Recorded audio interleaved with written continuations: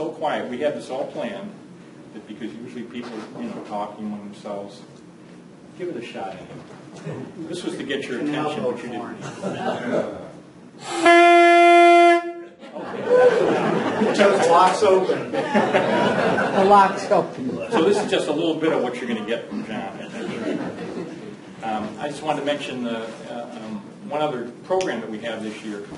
Again, enough of me. I really appreciate you being here tonight, and I'm looking forward to this program. Tonight I'd like to welcome John Scherer. He served as a Clifton Park town historian. I was going to say for longer than I've been alive, but that wouldn't be true. So it's been for 45 years. And he has been, I think you've been interested in the Erie Canal since the day you arrived. Yeah, and you have to realize I was really young when I got involved. Really? well, I was going to say 2 or something. But, right. And in his day job, John was curator of the Decorative Arts program at the New York State Museum from 1967 to 2009, and currently serves as senior historian emeritus there. Since becoming town historian, John has written 5 books. Hasn't gone up since last month, right? Okay. On Clifton Park history, and was instrumental in setting up an historic preservation commission for the town.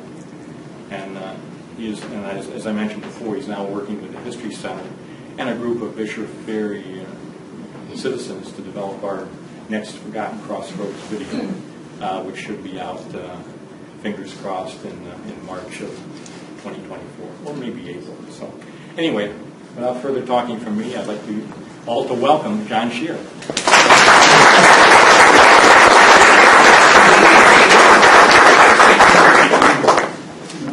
Thank you, Jim. And I bring you greetings from the southernmost town in Saratoga County. And it looks like there's a lot of interest in the Erie Canal, which will be celebrating its bicentennial in 2025, bicentennial of its official opening. This was a big deal, the Erie Canal. It was an engineering wonder. It was considered the 8th wonder of the world when it opened. It was an artificial river that connected the Hudson River with Lake Erie. And it went 365 miles. Not only was it headed west, but you were going uphill. So they had to design a system of locks so that when you head west, you go uphill. Coming down, you're lowered as you head east. They had to cross rivers and streams. They had to build aqueducts. These were bridges that actually held water. The canal went over the rivers and the streams. It was an amazing feat. And it was because of the Erie Canal that RPI opened in 1824, the engineering school. So they were working on it. Well, they began digging it in 1817. We did have some celebrations to acknowledge the beginning of the Erie Canal.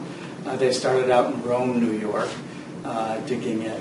But the opening was an amazing feat.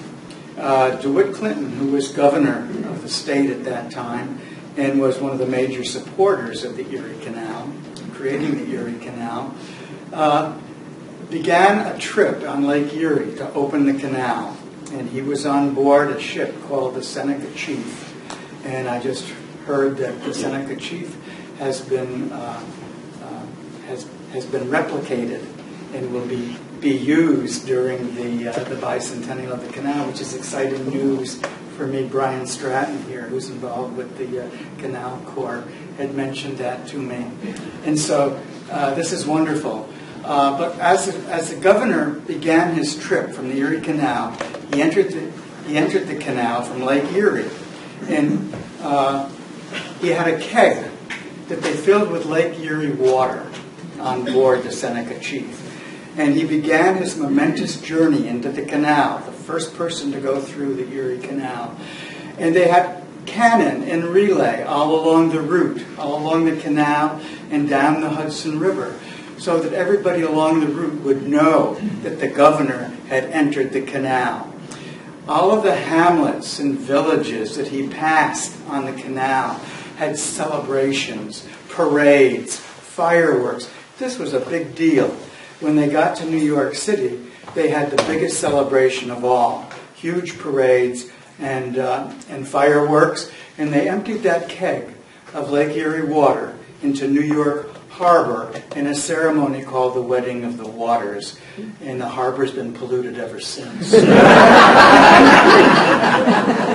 So there were all sorts of souvenirs that were made. There was a publication that was done with lithographs of different things.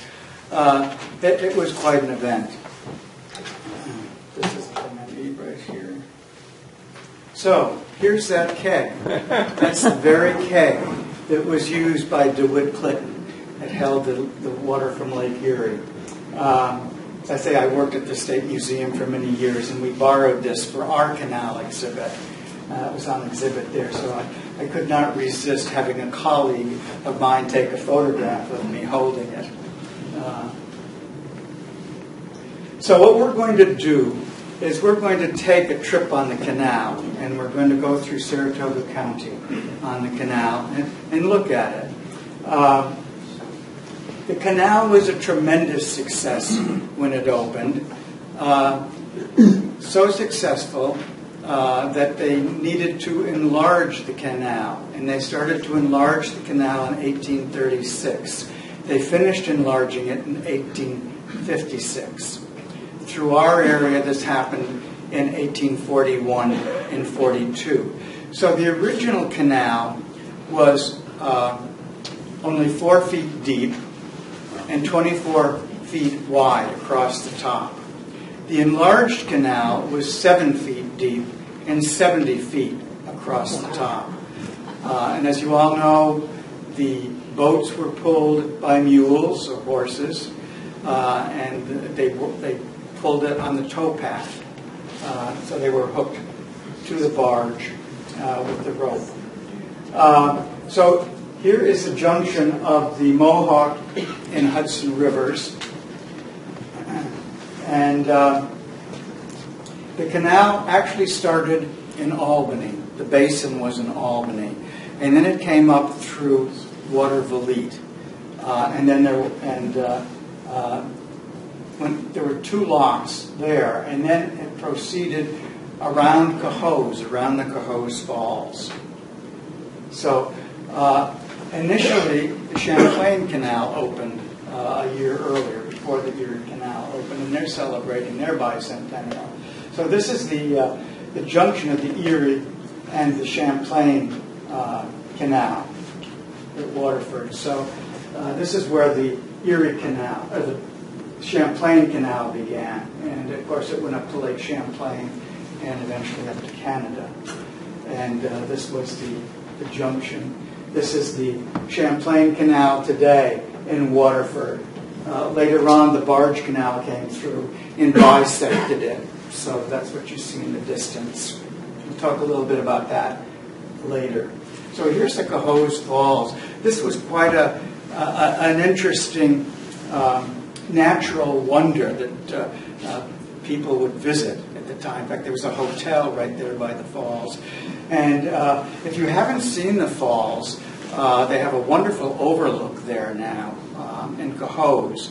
And you can visit it. It's really something to see after a rainstorm or after the ice melts.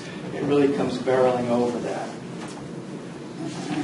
So in order to get around the Cohoes Falls, they had to build 16 locks. Wow. Yes, 16 locks. They were called the Terrible 16s. And it would take them a full day to go through those locks. Wow. And it was the reason for our nation's first railroad. In 1831, the train went from Albany to Schenectady. And people traveling on the canal, it would save them a whole day of traveling through those 16 locks, because they could come up the Hudson River, they could then disembark, take the train to Schenectady in an hour or two, they'd be in Schenectady, and they could board the canal boats there to head west. So here's a picture of the canal. coming up through Cohoes. And here's another picture of it going through Cohoes. And you can hike. There's a trail there now. You can actually hike along the towpath through Cohoes. And there's a wonderful bike path that hooks up to it as well. And you can go practically across the whole state on that. So this is lock 18. So this is the top of the 16s. This would be the last lock that you go through. And it's there, and you can visit it. There's a parking area to go over and look at the Cohoes Falls. The overlook, the parking area is right by the remains of lock 18. So, if you're interested in taking a look at one of the locks, there it is. And most of the remains I'm showing you are from the enlarged canal from about 1842. So here we are. We're going to proceed west along the canal. We're coming up from Cohoes now. We've been through lock 18. The mountain in the back, today we know it as Mount Trashmore. That's the colony dump. And it's grown considerably since this picture was taken. But here you can see it's being pulled by these 3 mules. The guy who would herd the mules, who would walk the mules, was called a hoji. And he would take care of the horses. And you can see these 2 boats are in tow. So many canal boats had a stable in the bow. So you would have 3 mules on for 6 hours, and then you would change them. So you take the mules from the stable in the front of the boat, and take them off and put the other ones in to rest. You didn't have to have mules on your boat, though, because there were station barns along the way where you could rent mules, and you could work them for a while, six hours usually, and turn them in at another station barn and get fresh mules. But a lot of people carried the mules on board, and then the cabin that was in the back of the canal boat were the living quarters, and they were very small, so there wasn't much there. And there's all sorts of stories about the cook. A lot of folklore on the Erie Canal, and there's a number of really great books on this folklore. So now we come up to the Empire Dry Dock and the home of William Wheeler. This is just opposite Crescent, and this is just before we're going to cross the Mohawk River. We cross the Mohawk River at Crescent. You can see at the dry dock, they have a boat in there that they're making, and then the dry dock is just to the right. Usually the dry dock will hold 3 boats, and I'll show you a better picture of the dry dock later on. So here we have to cross the Mohawk River, and we cross it on this aqueduct. This was the largest aqueduct in the Erie Canal system. It was completed. This is the 1842 enlarged canal. And it had 26 arches and was 1,160 feet long. Now, you can tell this is the upriver side of the aqueduct because those step-like things were used to break up the ice in the winter. And the earlier aqueduct was to the other side of this. And what they did was they used the abutments of the 1825 aqueduct for a bridge, a toll bridge. They built a toll bridge on it for vehicular traffic. So that was right next to it. So Crescent, the canal brought business to all of these little communities that it passed through. It was the reason for Syracuse and Utica and all these major cities along the canal, Rochester, because industrial goods could now be shipped on the canal. They could ship these industrial goods out to the Great Lakes and to the farmers out in the Midwest. And the farmers could ship their produce to the industrial East via the canal. And settlers from New England used the canal to travel west to the Midwest. Many of those settlers came to Clifton Park as well. So anyway, here's a map. This is from the 1866 Beers Atlas. And you can see the aqueduct as it crosses the Mohawk River, and it sort of takes a turn and then follows the river on the north side of the river. And you can actually drive your car in this today. That's Canal Road. There's a little park there by the Route 9 bridge, Crescent Park. And it's right there along Canal Road. You have to go on the Canal Road to get to the park. And it goes further. And brickwork started up here. A lot of stores, etc., things that support the canal. You can see there was a dry dock here as well. Alfred Knoxon had the hotel. You can see the hotel there at the corner. So here's a picture that shows the aqueduct, several pictures showing the aqueduct. And you can see the toll gate for the bridge. It was next to the aqueduct right here. So this is the bridge. It was built on the abutments of the old aqueduct. Okay. And so now this is now Canal Road here. And you can see the aqueduct in the background. Okay. So our next point is we head east. You notice there's no lock now. We've gone through Lock 18 in Cohoes, and now it's a level area. No locks for a while until we get to Vischer Ferry. That's the next lock. So, but we come into this canal side community called Kloot's Dry Dock. Nicholas Kloot came here in 1852. It was a dry dock before he came there, though. He was one of the last people to operate the dry dock, so it's now called Kloot's Dry Dock. But initially, the Vulvadire family operated it in 1825 and the earlier years. Today, we know it as Kloot's Dry Dock. And here's the gates to the dry dock here. Now, when you came to a populated area, you'd find stone lining the walls of the canal. Otherwise, they were earthen. And so the speed limit on the canal was 4 miles an hour, because if you went faster, it would wash away the banks. So here's a populated area, so we had the stonework. This is the store, Nicholas Kloot's store right here. And you can see there's a number of houses along here at Kloot's Dry Dock. And so what would happen, I'll show you here. This is the inside of the dry dock. See, these are the cradles. So what happens is you're in the canal.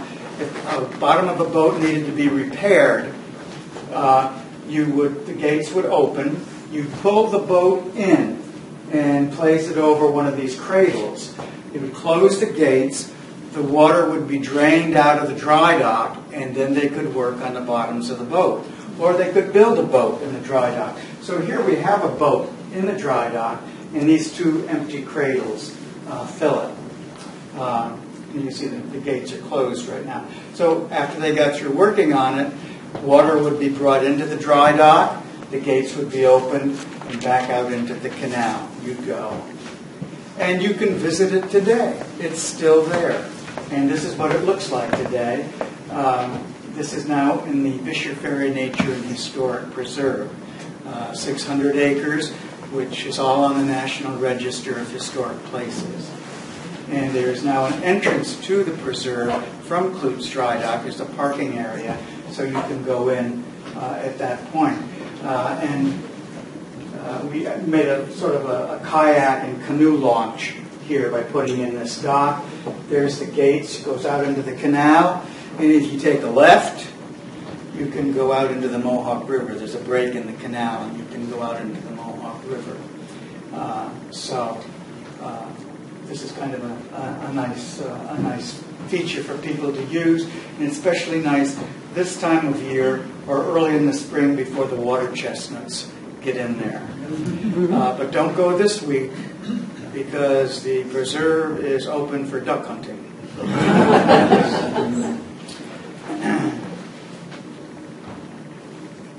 Okay, so here's old Nicholas Kloot out in his cutter in front of his house. And you can see a part of his barn here.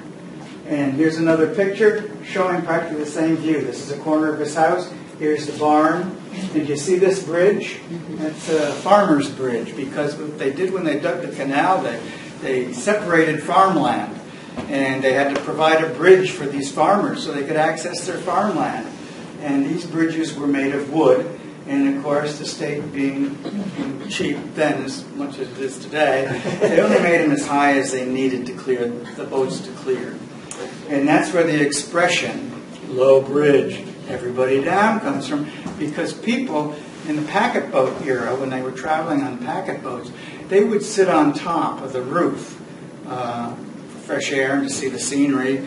They'd only go below for their meals and to sleep. So if you were on top of the canal boat, you came to a bridge, boy, if you didn't get off of that, off the top, you'd be wiped off. And in fact, I interviewed a lot of people back in the 70s who actually remembered the canal. One of these guys was a 90-year-old gentleman, Willard Van Franken, and his grandfather lived right on the canal. And as a kid, he said they used to wait on the bridges for a passing canal boat, and they would jump onto the boat and ride it on down to the next bridge. So there was a schoolhouse at Klutz Dry Dock, one-room schoolhouse, but there was also an ice house, and you could see it in back of the schoolhouse, an ice house, because ice harvesting was a big deal then. The conveyor belt would take the blocks of ice up, and it would be stored in the ice house in sawdust to keep it cold. And then, of course, these were in the days when people didn't have refrigerators. They had ice boxes.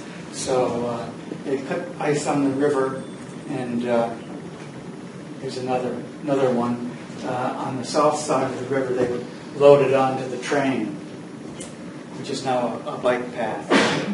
Okay, so here's an 1851 map of the area we're talking about. And you can see the Erie Canal. Here's Klutz Dry Dock, okay? This line is the canal. You can see how it wanders through Clifton Park. So whereabouts are we? This is the village of Fisher Ferry here, okay? And this is Ferry Drive. This is the Stony Creek. So it comes right along, parallels the river here. And so what we're going to do is we're going to be traveling along here. So this is the way it looks today. This is the towpath in the Fisher Ferry Nature and Historic Preserve. And this is actually the towpath. And you walk on it. The canal is there to the left. A lot of stuff thrown up in there. In some areas there's actually water in the canal, so you can see it. So at the main entrance of the preserve, which is on Riverview Road, we have this Whipple Truss Bridge. So, and it's over the canal. So originally there was a bridge here. The abutments were down below grade, but the abutments were there.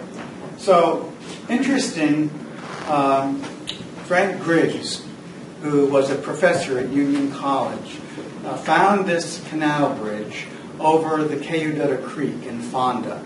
It originally was over the canal at Fultonville, and when the canal closed in 1917 because of the opening of the barge canal, that bridge was acquired by these farmers and put over the creek, so they had access to both sides of their property. Well, he recognized it as being a Whipple Truss Bridge, which is a type of bridge that was used all along the canal. The iron bridges were more or less public bridges. The farmers' bridges were made of wood. And he was interested in this bridge, and he offered to build him a new one if he would donate the old bridge to Union College. So that's what happened. They built the new bridge, and they dismantled this bridge and brought it to Union College, and he had his students restore it.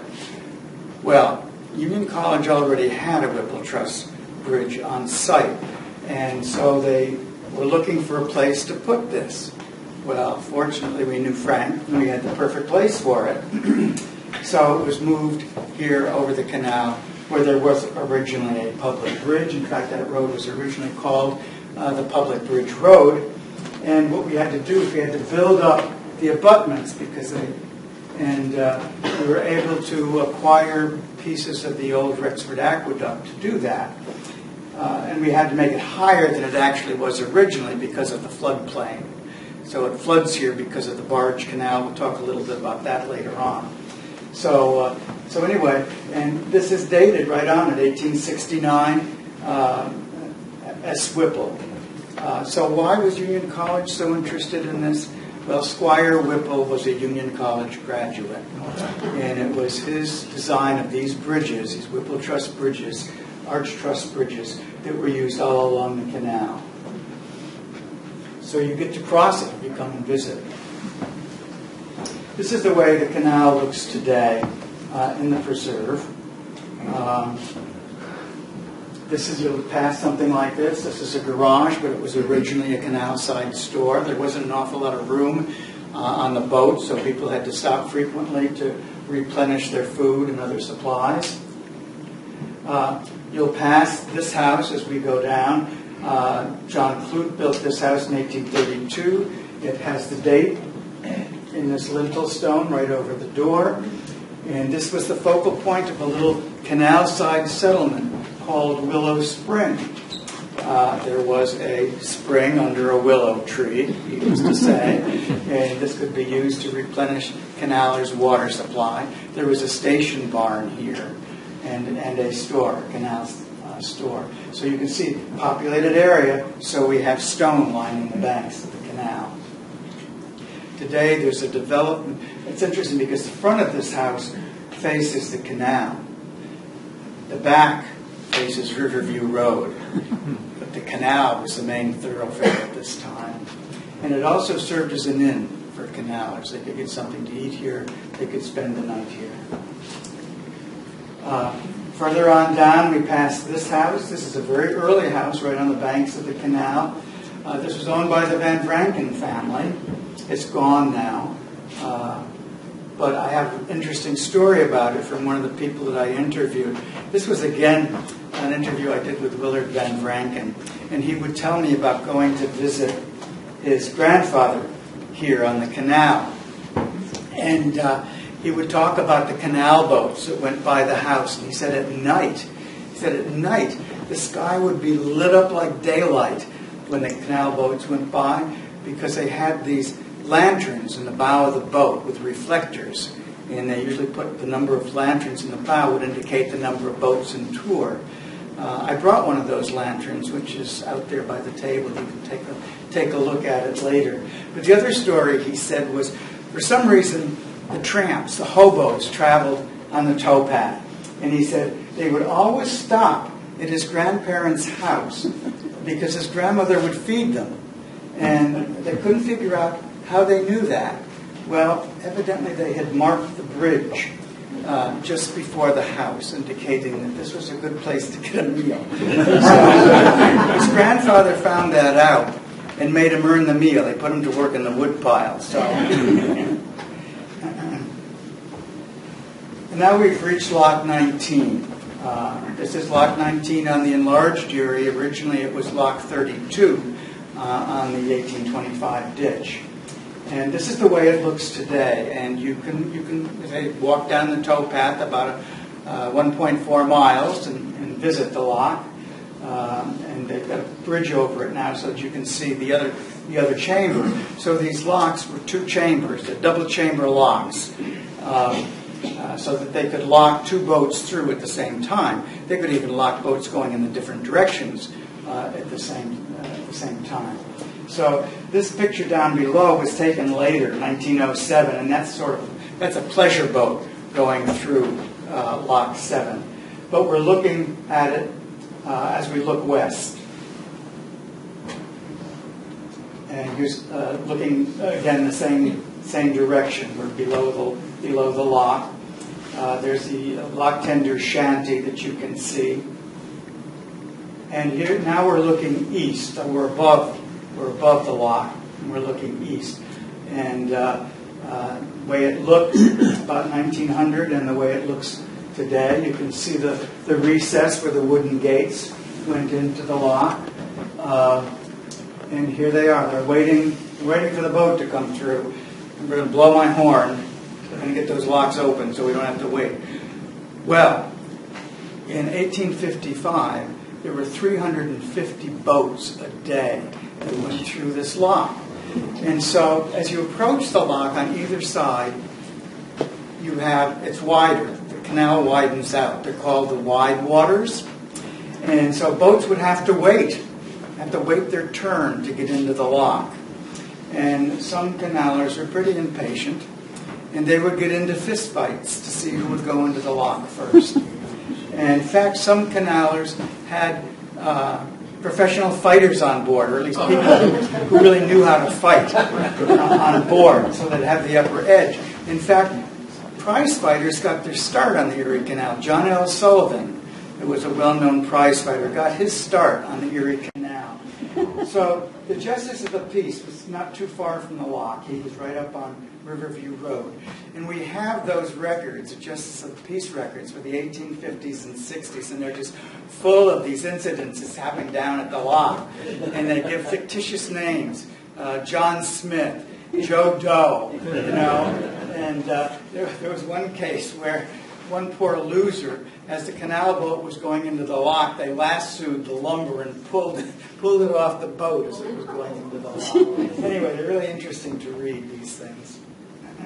But they were a rowdy group.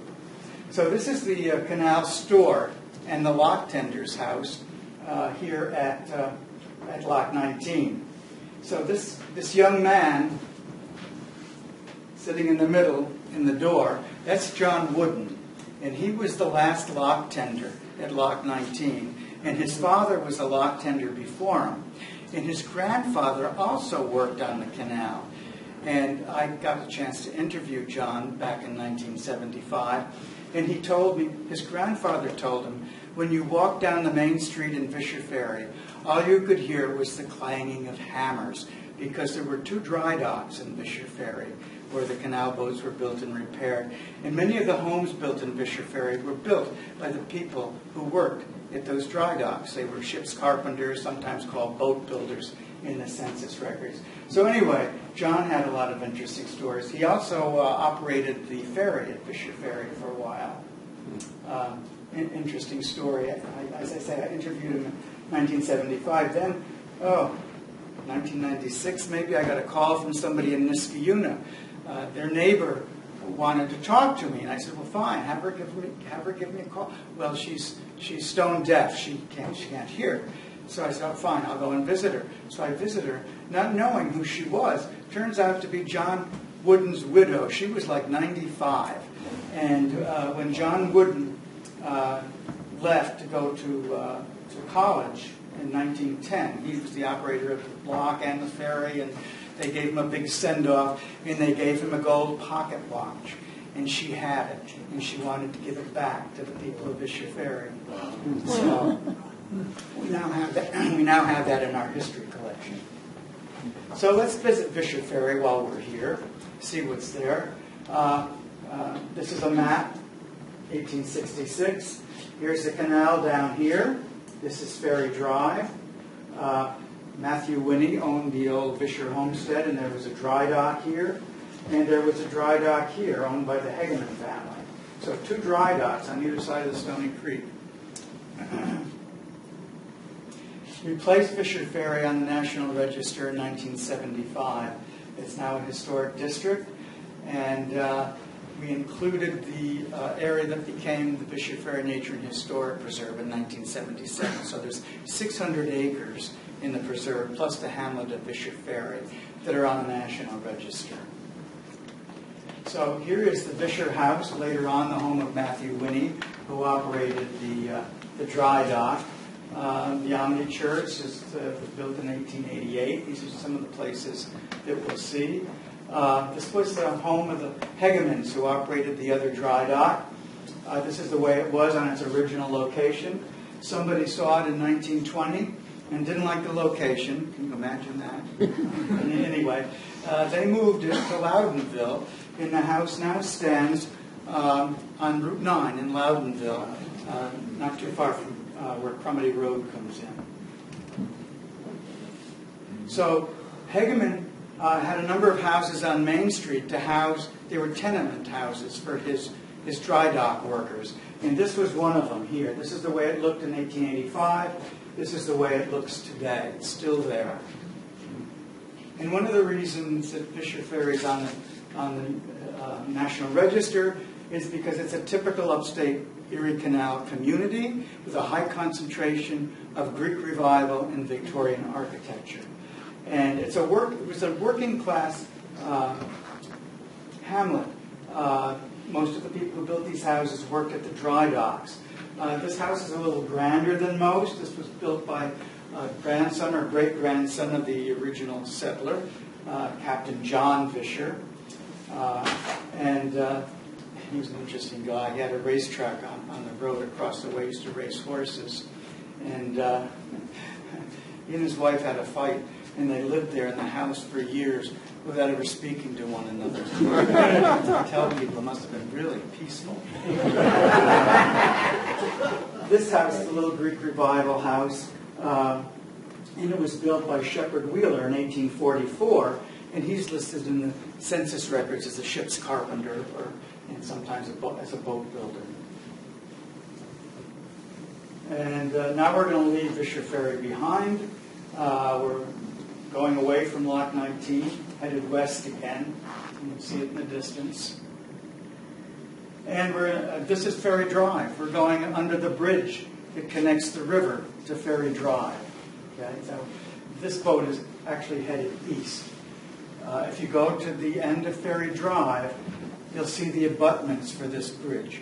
They're still there. You'll also see the recess in the land for the dry dock that Winnie operated, Matthew Winnie. So that's what happened. You come down Ferry Drive, you cross the bridge, come down here, and then go down to the ferry. Oops, wrong way, Jose. Sometimes, during the winter months, they would drain the water from the canal so they could make repairs, and that's what's happening here. Also, at Fisher Ferry, the end of Ferry Drive, which this picture was taken, they would load the boats with molding sand. That was a major industry in Clifton Park. Beside agriculture, the mining of molding sand was the major industry. All over the town, up until the 1960s, actually. So this molding sand would be loaded on the canal boats and shipped to the foundries, where it was used to create the molds to make cast iron, so like cast iron parlor stoves and things like that. In the northern part of the town, they loaded it on the railroad. And here's the ferry, which was established about 1790 by Elder Fisher. But for a while, for 2 short years, we had a bridge, a toll bridge at Fisher Ferry. They've always wanted a bridge. Finally, they got one in 1900. You had to pay a toll to use it.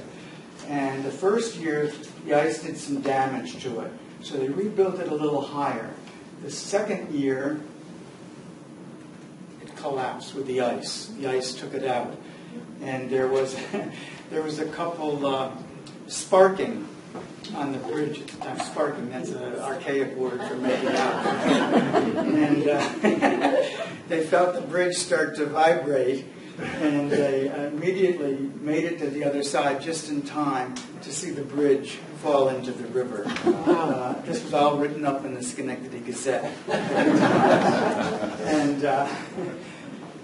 And today, when they dredged the river, they came up with pieces of the bridge. It was never rebuilt, although they tried to rebuild it several times because the farmers wanted it rebuilt to get their produce to market in a timely fashion. And as late as 1938, there was a bill before the legislature to rebuild this bridge at Fisher Ferry. Those of us who live there are delighted that that never happened because we would probably be living in Fisher Ferry estates rather than the old homes that we have. Here's just a painting by Len Tantillo. I worked with him in doing the research on what this might have looked like. This was the toll house to use the bridge. Of course, the bridge is gone here, but you can see the abutment. This is that canal bridge I showed you at the end of Ferry Drive. And you can see a boat in the canal here. And the way to the ferry. So the ferry went back into business and was in business up until about 1922. So we're headed west towards Rexford. We come to this point, and there's a lot of construction going on. This is in 1907 because they're starting to dam up the Mohawk River to make it navigable to create the barge canal. So that's what we're seeing here. They're building that dam at Lock 7 of the barge canal. Then we go to Lock 20. If you're familiar with the area, this is now at the end of Robinson Street. It's underwater, again because of the barge canal. It raised the water level, so the lock is underwater. What they did in the 1880s and 90s is they lengthened the north chamber of the locks on the Erie Canal system so that 2 boats in tow could get into the lock all at once.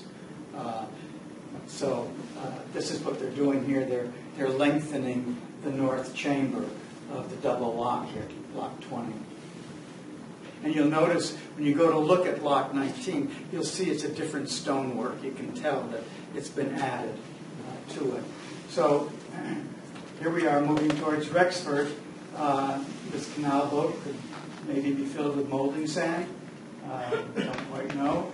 And we come to this canal bridge, which is at Fundy's Basin. The guy, by his last name was Fonda, and it got corrupted to Fundy's Basin.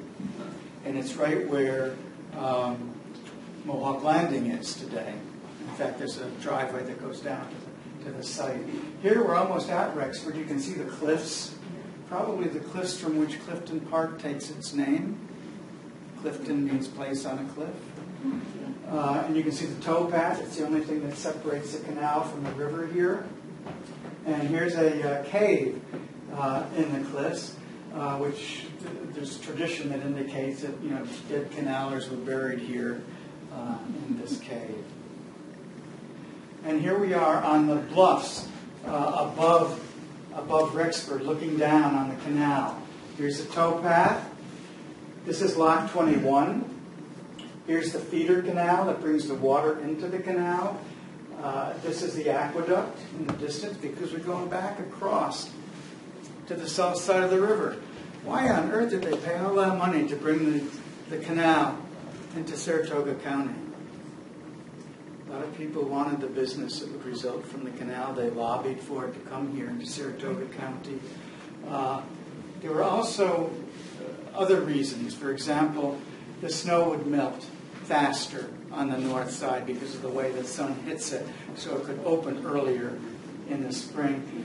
I can't imagine the digging was any easier here. As a matter of fact, where is it? Wrong way.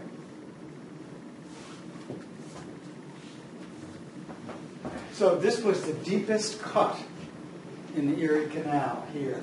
It's where this is a Lock 7 dam they're building, and above it is now the power station. And that was the deepest cut that they had to make along the whole canal. Okay, so now, again, and these locks are still there. They're in the Schenectady Yacht Club, and they have a crane over the south chamber of the lock. And they use that to take the boats out of the water in the winter. So there's a cut in the canal about here, so it goes out into the river now. So they bring the boats in, take them out here, put them back in the spring, again using that crane. And now a lot of the boats, they have a boat stock over here, but they also have a lot of boats lined up in here as well. And here's Rexford. You can see the aqueduct going across the river. And here they are lengthening that north chamber about 1890. And it's wintertime, and they could do that in the winter. Towards the end of the life of the Erie Canal, it became a very nostalgic trip. People talked about the old Erie, and people would go in Rexford, they'd go down to the locks and watch the boats go through. Excursion boats, these people are riding the boat. Pleasure boats would go through. This is all down at Lock 22 in Rexford. And this is the store of Michael Travis, which was built about 1902. Here it is. This is Lock 22. This is the last lock you go over before you go onto the aqueduct. So you had 21 and 22 pretty close together, and then you went across on the aqueduct. So this was the Travis store, and here it is today. It's now the headquarters of the Schenectady Yacht Club. So you'll see that as you cross the 146 bridge. And this was Cyrus Rexford's store, right across the canal. Right across the canal from Travis's store. And this is the entrance on the road, which is now Route 146. But there was also a main entrance on the canal in the back. And you can see the toll road here. You had to pay a toll across the bridge. And it was the same thing here. They built the bridge on the abutments of the earlier aqueduct. And this is what Rexford would have looked like at the time. You can see the Cornell blacksmith shop here, and this was Templar's Hall. And it's still pretty much, these buildings are still there. You have to take this is like a circle that goes off of 146 down into the old town of Rexford Flats. This was a really nice drawing of the aqueduct. You can see the vehicular bridge on the abutments of the old aqueduct right here. This is Rexford here, and you can see the bridge here, Canal Bridge at Rexford. I found this at the Round Lake Antique Show, and I saw it and I said, I have to have it. And it's signed up here by William Van Loan and dated 1883. I think that they would go around doing these bird's eye views of towns, but what they would do, people would have to subscribe to them first. So they would collect the money for them, and then they would make a lithograph out of the drawing. They would exhibit the drawing. People would, pay for the lithographs. Then they would make the lithographs. And I think that's what this was for. But obviously, he didn't sell enough to make it worth his while. At any rate, the guy wanted like $1,500 for it, and I said, "Oh, can you do any better?" It came down to $1,200, and I said, "Well, I'll get the town to pay for it." But I worked at the museum at the time, and I thought I could get a donor to buy it, which I did. So it's now in the New York State Museum. Wasn't going to let it go.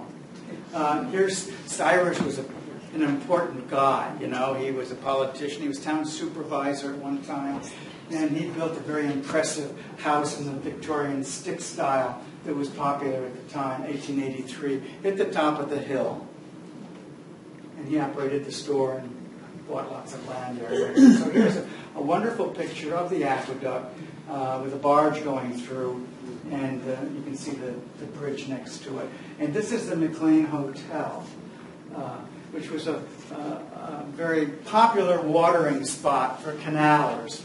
And we can date photographs by it because that wasn't built until 1897, so we know that this photograph was after 1897. And that came down when they put the bridge there. I'll talk about that in a minute. So here we are in the winter, and they're repairing the aqueduct at Rexford. You can see the timbers. It was 1894. Here's some other views of the Rexford Aqueduct. And there's lots of views of the Rexford Aqueduct. I guess it was quite a feature, particularly from the cliffs above. There's stereo views, there's postcard views. I think there's a postcard view out there that I have on the table of Rexford. So as I said, nostalgia started to kick in the early 1900s. And so they had these steamboats now on the canal. And this was an excursion boat from Schenectady. It was called the Kitty West. And you could take this for an excursion out to Vischer Ferry or Rexford or wherever. And a lot of people did this, and they would take a picnic lunch or something and have a picnic in Vischer Ferry. I've got pictures of people picnicking in Vischer Ferry, and they undoubtedly came out there on the Kitty West. In fact, this is at Clute's Dry Dock. I recognize Clute's store here. Interesting. It's all men. I think the women are home getting supper, maybe. Or maybe it's a men's group. I don't know.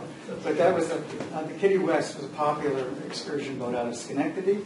The entertainment on board was a music box that you cranked up, and that music box is now at the Schenectady Historical Society.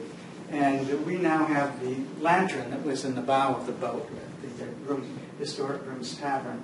So here we are now. This is the building of the dam at Lock 7.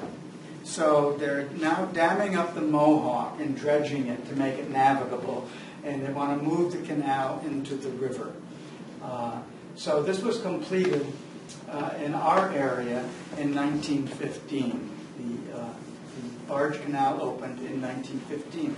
What they did was they moved the canal from Waterford, or from Cohoes, over to Waterford. And the 16 locks were replaced by 5 locks over in Waterford. So now the canal goes up through Waterford rather than Cohoes. And you go into the river. So what that did was it raised the water level, and a lot of features went underwater, like the old towpath in Rexford under the cliffs. So here's the old Rexford Aqueduct in 1914, just before the barge canal opened. And you can see the ice took out the bridge, and not the aqueduct, just the bridge. And what happened was that to make the boats to be able to go on the river, they had to take out the center section of the aqueduct, and then they bridged it. And this was in 1914 they did this, because the barge canal opened. And you can see, here it is. See, they opened it up here. But you still had either end. And this is a good view, because you can see the trough. The trough was wood. This is what held the water. The arches supported the towpath. And so what was interesting is what they did, they opened this up so that the boats could go underneath it. And what they did was they made the towpath the road. Okay? So until 1964, when you crossed the river on Route 146, you were driving on the towpath of the aqueduct. It wasn't until 64 that was replaced. And then they put in a new bridge in 64. Of course, now we have even a newer bridge. It was replaced a couple of years ago. And that's when the McLean Hotel was torn down as well. It had been abandoned. It was deserted. Popular subject of artists. You'll find all sorts of paintings and watercolors of the McLean Hotel. And they left sections of the aqueduct intact on either side of the river, so you can actually see them. This is a New York State historic site, the remains of the aqueduct. And again, this was the trough that held the water, and the towpath was supported by the arch. And this is the Saratoga County side. On the other side, there's even more of the aqueduct left, and there's a little park. You can actually walk out on the aqueduct. It's kind of nice. And there's a lot of interpretive signage that has been added. Oh, I close with this because I didn't realize it until fairly late that my great-great-grandfather, Andrew Elliott, was a canal boat captain from Lockport. And I always wondered if I could ever find a picture of his boat, and I kept Googling Andrew Elliott and canal boat, and finally I found this picture. The Canal Society of Western New York had posted it on their Facebook page. And this is my great-grandfather and his parents and his younger brother.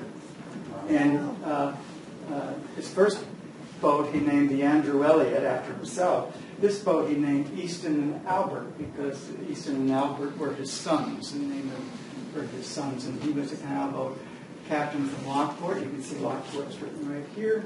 And I think they're in Buffalo because they would load up with wheat, with grain.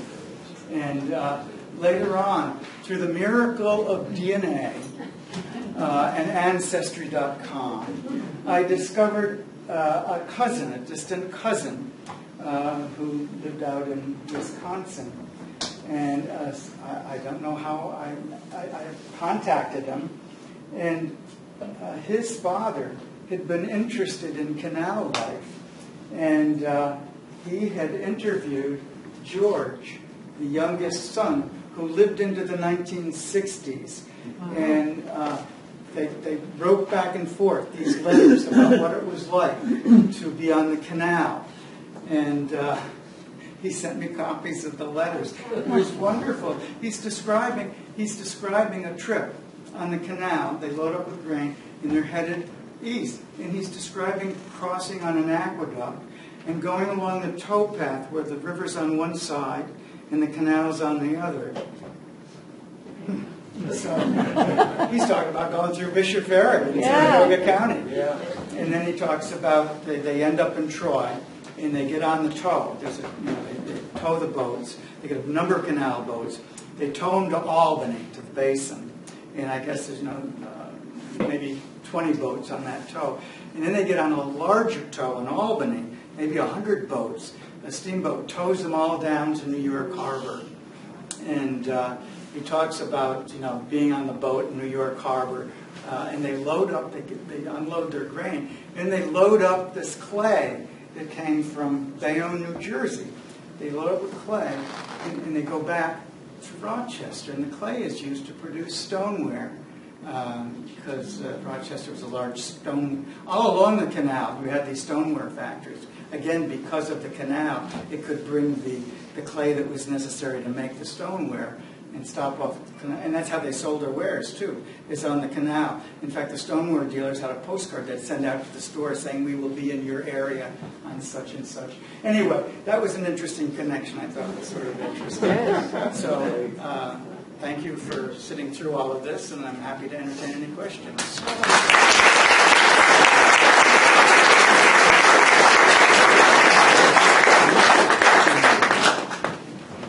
Yes. What is the difference? You talk about the Barge Canal and the Erie Canal. Yes. Are they the same? It's the Erie Barge Canal. So it's still the Erie Canal, but it's not the old Erie, which was in this hand-dug ditch. Okay. The Barge Canal went into the Mohawk River. And as you go further west, it's still the old canal, but they sort of enlarged it some. Why didn't they just call it the Erie Canal? Because they're heading out for Lake Erie and... Maybe to differentiate from the old Erie. I mean, it's still called the Erie Canal, but it's the Erie Barge. Okay. To differentiate it. Yes. How did they feed water to that aqueduct in Crescent? It's 20 feet above the river. How did they feed the water to that aqueduct? The aqueduct is 20 or 30 feet above the river. How did they supply that water? Well, the aqueduct was level with the canal, so you go up. So that whole canal the whole Erie Canal was above the river. Correct. Yes. Yeah. Yes. Yeah. The And of water course, supply- at Rexford, you had to go up to the aqueduct. That's why you had those two locks in Rexford. So you had to go up to the aqueduct. George. Your water supply was further west and higher. The pictures at Rexford where John pointed out the feeder canal. That little feeder canal fed the whole lower part of the Erie Canal because it was higher than the 1,060. Well, that's my question. We should look for them. Yeah, well, that's what it is. Because you're going uphill. Thanks. In Saratoga County, did they ship lumber on the canal? Because this area was noted for its lumber. Yeah, I'm sure they did. Yes. Yes. What would be the sources of the stone that was used in the stonework on the canal? Well, it depends on what section of the canal you talk about. In our area, I think a lot of it came from Rotterdam Junction. And it's interesting, when you see the lock, they didn't use mortar. Everything just fits so tight. I understand that where the Van Patten developments are in Clifton Park, that was some of that molding sand. Yes, that's absolutely true. Every place in Clifton Park has that sand, practically. Yeah, it was mined all over. Yes. What was the given sailing day, pulling day duration? Was it sunrise to sunset, or did they go 24 hours with lanterns? I don't know. I think they 24 hours. You think they went 24 hours? They did the I know it took 7 days. It took 7 days. 6 hours. Yes. It's not a question, but it's a comment. I had the opportunity to go on the Erie Canal from Schenectady Yacht Club and helped his friend. He needed a crew on his boat. It's a wooden boat that he has restored, and it is a replica of the Spray, which is Josh Slocum sailed around the world in. It's 54 feet long, so he needed hands to go through all of those canals, and it is absolutely fascinating. And I learned about that the Schenectady Yacht Club uses the old part of the canal still today. It's the last part that is actually still used. So they splash the boats in there, and that turn that you have to make to the right, we got stuck because it is only 4 feet deep. Yes, yes. So we had to put it in reverse and back and forth and just. Yacht Club is very good too. They let me take groups of people in there, bicycle tours and things like that. Yes. If you hike to Lock 19 currently, and that's the enlarged canal. That's correct. Where was the location of the original canal? The Lock 32 was not very far from Lock 19. It's very close to where Lock 19 is. The water, the path that goes through Lock 19, was that also the path of the original canal? It was next to it, yeah. Next to it? Yeah. Because, so what we have is, when they enlarge the canal, for the most part, they enlarge the original ditch. In some cases, they took out some curves, they made it straight. And that's why in the Fisher Ferry Preserve, we have the 1825 ditch actually laying practically next to the 1842 enlarged canal in a certain area, just west of Klutz Dry Dock. So you can see both ditches. But for the most part, they just enlarged the original ditch. Yes? How often were the tolls collected? Okay, so tolls were collected by waylock stations. Like in Syracuse, if you go to the Erie Canal Museum, that's one of the waylock stations. There was another one in Troy. And what they would do would be to weigh the boats. They knew how much the boats weighed, so then they would know how much the produce is. And that's where you would pay the toll. Yes? Is it true it took about an hour for boats to go through a lock? Sometimes longer if there was a waiting time. Okay. Yeah. Then in your presentation you said one day 175 boats went through there? It's 250, yeah. So there must have been a lot of waiting. Yes, and as I said, that's why you have the wide area as you come towards the drought. Of course, they weren't all going through at the same time. Yeah. So, any other questions? Well, thank you. Thank you.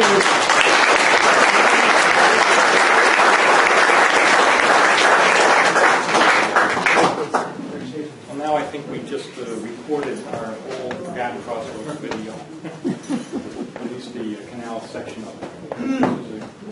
And you've been holding out on some of the pictures, too. I saw some pictures here I didn't see. Again, we want to thank you very much for coming. One thing I neglected to do in the beginning was I wanted to recognize a guest we have. Brian Stratton is here. Brian Stratton is the president of the canal director of the New York State Canal Corporation since 2011.